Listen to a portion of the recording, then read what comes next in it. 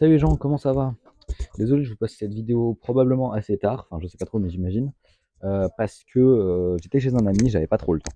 Donc on se retrouve pour ce jour 10 et aujourd'hui je vais vous parler d'un animé dont j'ai regardé la saison 2 en 24 heures il y a 2 jours et j'ai été bluffé. Déjà la saison 1 m'avait beaucoup plu et j'ai regardé la saison 2 qui vient de finir de sortir il y a quelques jours, semaines, je ne sais plus exactement.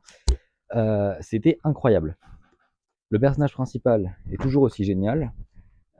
Et l'histoire, là où je pensais que c'était juste une histoire un peu chill, qui marche bien, qui est cool, dans la durée, ça a juste été, un bond, notamment la deuxième partie de la saison 2, sur les 12 derniers épisodes. C'est devenu un truc beaucoup plus profond, beaucoup plus sérieux, dans le scénario, hein, pas, dans, les questionnements qui étaient soulevés, qui étaient déjà assez profonds avant. Mais vraiment, on a un bon scénaristique et une centralisation de l'histoire sur, un événement important. C'est-à-dire qu'avant, l'histoire était divisée en beaucoup de petites parties qui succédaient.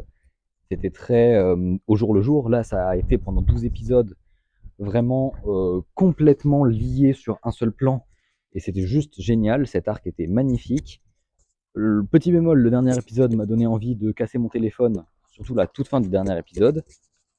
Est-ce que vous voyez de quel animé je veux parler? euh, Petit indice, l'héroïne se fait draguer. Autre petit indice, l'anime est quand même relativement populaire. Alors voilà, dites-moi, est-ce que vous avez trouvé avec ces deux petits indices? Est-ce que vous êtes d'accord avec moi sur cet animé si vous avez su trouver? Dites-moi tout ça en commentaire. Allez, je vous attends. Sur ce, je vous dis à plus. C'était Ashida Yuki.